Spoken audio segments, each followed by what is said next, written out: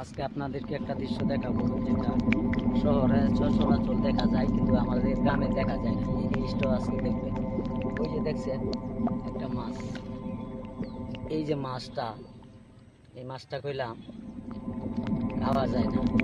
যতটুকু জানি মাছটা খাওয়া যায় না, কিন্তু আগে শহরে ছিল, সাগরের ছিল, এই শহরে নদীপথে চলে আসছিল, এখন আমাদের গ্রামেও চলে আসছে। দেখেন এই মাছটা এতটাই বিরক্ত করতেছে আমাদের আমাদের ফসলে, মানে মাছ চাষে প্রচুর বিরক্ত করতেছে। কারণ ওই মাছটা সব মাছের খাদ্য খাওয়াই লাগে, যার ফলে অনেকেই, যারা চাষিরা আছে, মানে খামারি চাষিরা, তারা অনেক বিরক্ত করতেছে। এই মাছ অন্য মাছের খাদ্য খাওয়া লাগে, কিন্তু এই মাছটা কেউ শ্বাস করতে হয় না, এমনিতেই কিভাবে যে চলে আসছে আমরা নিজেও জানি না। যে এখন শুধু সাগরে নাই, এখন বিলে বিলে ওই মাছ এরকম বিরক্ত হচ্ছি আমরা।